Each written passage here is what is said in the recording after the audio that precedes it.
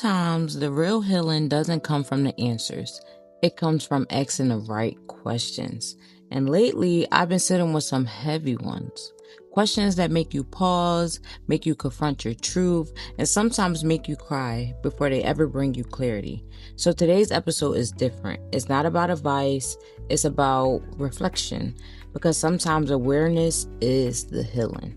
Welcome back to Surviving Me, a podcast where survival meets self-discovery. I'm your host, Day, and today we're journaling through some questions that changed me and hopefully can help change you. So first segment is the awareness we avoid. The first question is simple, but it shook me.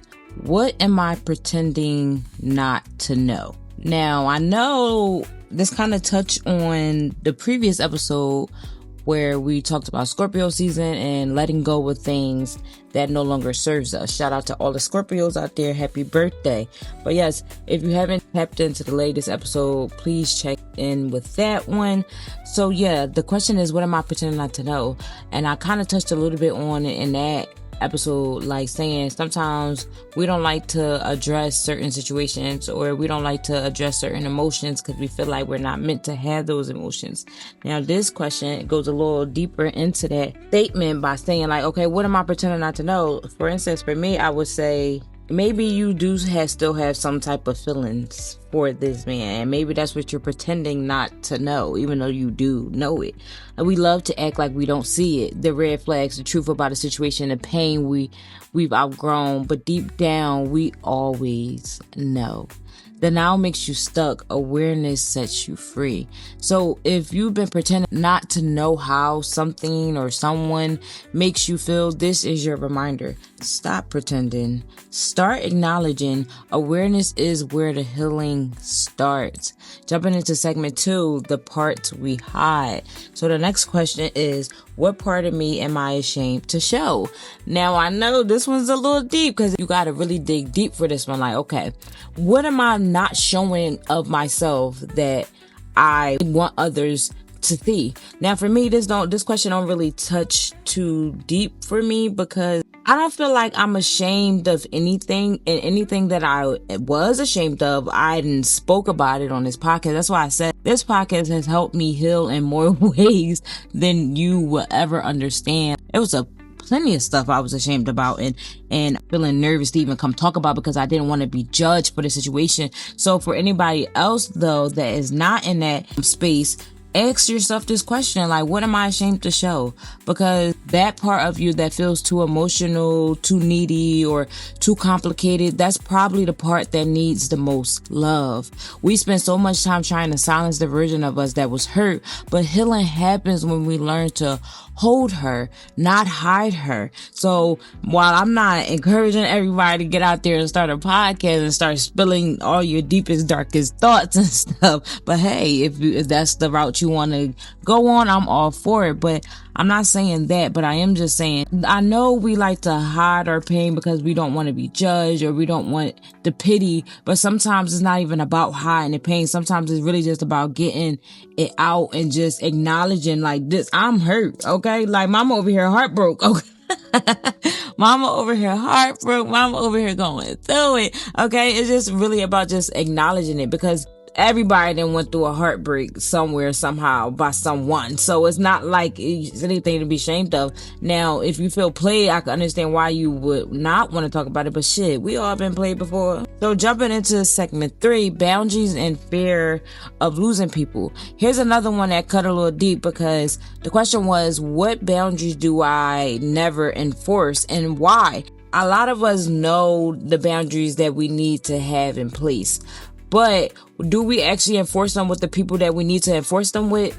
For me, I would have to say not really. Like, I know what my boundaries are, and I know what I do not accept, and I know what I'm not tolerating. But when it comes to these type of people or this specific person, am I really setting those boundaries like, no, I said this is not what I'm doing, da-da-da-da-da. Do I do that? No.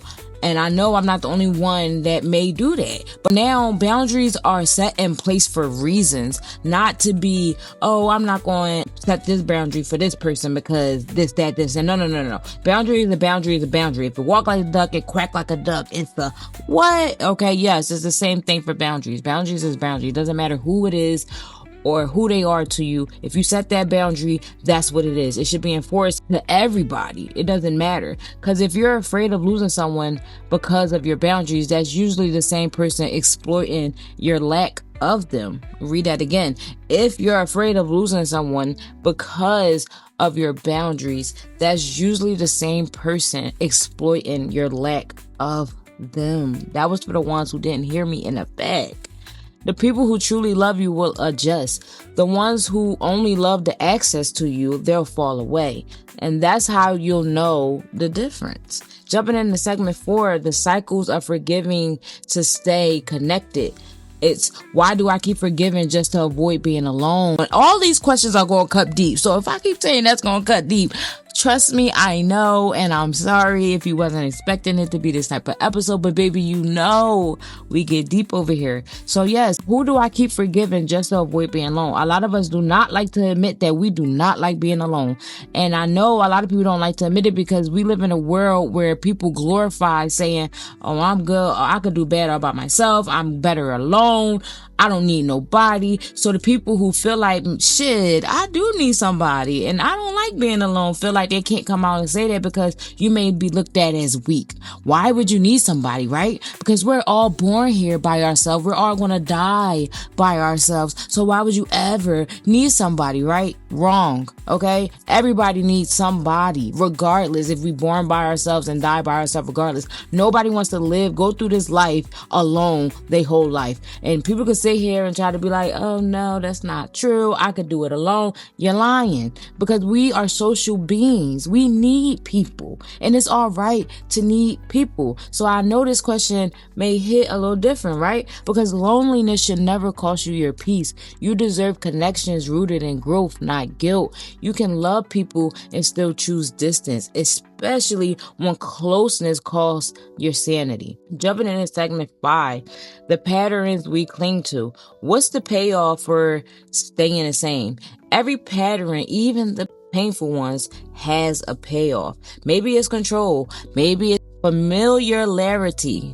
Ooh, that was a tongue twister right there. But healing asks us to name the payoff and then decide if it's really worth our peace. Segment 6, facing that inner child, which a lot of us do not like to do because walking down them tunnels is dark, honey, right? Facing them demons is hard, honey, right? I know. So the question is, what am I blaming my parents for that I now do to myself? Okay. Now I know this one is going to really be like, hold on now, Dad, you cooking up something in that kitchen. I know. But for real though, that's a hard mirror to look into. Sometimes the voice we think is theirs, the ones that criticizes or doubts or withholds love, it becomes our own. Not by choice or because that was your mission, just because it's what you're used to. And naturally, when you're familiar with something, you just naturally do it. And the only way you can fix cycles like this is, even though it may be familiar to you, even though it may have happened to you, you see yourself doing it to your child or whatever, you just got to stop it in its tracks. Long as you acknowledge that you did do that and it's because it happened to you, and you acknowledge that and you stop it, that's how you break cycles. It's not about beating yourself up because you did it, because we're human, honey. Don't be so hard on yourself. We're human and it's natural. If you went majority of your life living in this type of cycle, right?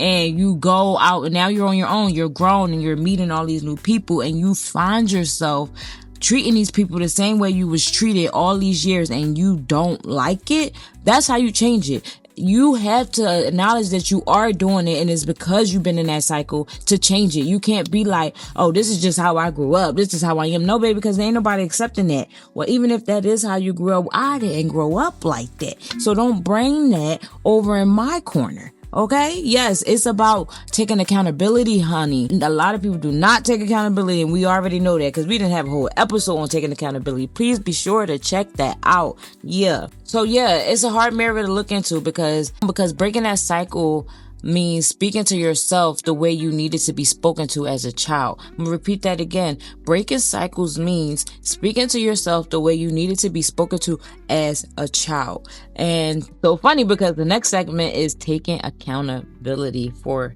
healing. Where in my life am I waiting to be rescued, okay? Because let's be real, this is not Shrek, honey. Ain't no prince coming up in that tower and taking us off on his horse. No, babe, sometimes you gotta save yourself. You gotta save yourself. And I know I was just speaking like everybody needs somebody. Everybody do need somebody to share life with, not to save you. Yeah, let me say that again, to share life with you, not to save you, baby. You gotta save yourself. You have to heal yourself. Can't nobody do that for you. You have to do it yourself because no one is coming to save you. And I don't say that to be harsh. I say it because realizing you are the hero changes everything. Healing starts when you stop waiting to be chosen and start choosing yourself. Segment 8, the version you're protecting. What version of me am I still trying to protect? Maybe it's the version that survived, the one that learned to play small, stay quiet, people please, or avoid conflict. But that version of you doesn't need to run the show anymore. She got you here. Now let the healed you take over, okay? Say like, baby, thank you for all the lessons you taught me, for how far you have brought me, but I got it, okay? Segment 9, fear of change, which I know may be a hard one for a lot of people, and I damn sure know it's a hard one for me. Mama do not like change, but since having a kid, shout out to my son, Stanky Winky, he have allowed me to understand that change is a part of life and it's going to happen whether you like it or not, and just get with it, because there's no sense in being upset over stuff that's changing because that's just life. Why would you want things to be the same? Maybe ask yourself that. Why would you want things to stay the same? That's like, it makes it boring a little bit, right? Because let's be honest, growth is scary. It's unfamiliar, and sometimes peace feels unfamiliar when all you know is survival.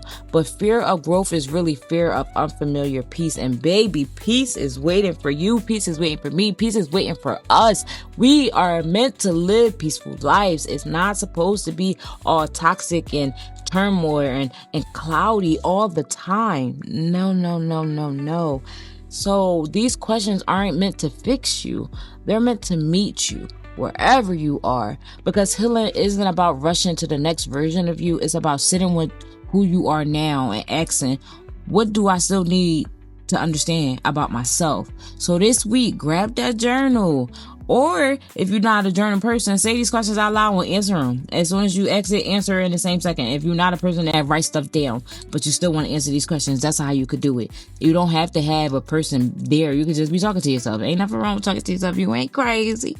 It's about sitting with who you are now and asking, what do I still need to understand about myself? So this week, like I said, grab that journal, pick one of these questions, and let it guide you. Don't overthink it. Don't censor it. Just write or just say it out loud. Whatever, however you need to do it, just do it. Like Nike. If today's episode resonated with you, take a second to rate and share Surviving Me. It helps the podcast reach more people who need it. Join the Surviving Me Facebook group for deeper conversations. Subscribe to the Glow Letter for your weekly reflections. And if you have a story to share, fill out the Be a Guest form. The link is in the bio. As always, remember, healing isn't about fixing who you are. It's about remembering who you always been. And last but not least, shout out to the Instagram thread who gave me these questions. They are called journal.your.mind, and it's on Threads. I'm not sure if they're on Instagram, but if they are, I'm pretty sure their name would be journal.your.mind. And if you're not on Threads, check us out on Threads. So yeah, that's where I got these questions from. Shout out to you. Thank you for these questions. They are very deep and very thoughtful, and I love them. No matter what page of healing you're on, you're not alone and you're not behind. Keep going through it, keep growing through it, and keep glowing through it. And I will see you next episode. I've battled the silence, I've wrestled the shame, faced all my demons and called them by name. This ain't for sure. It's deeper than deep. I'm surviving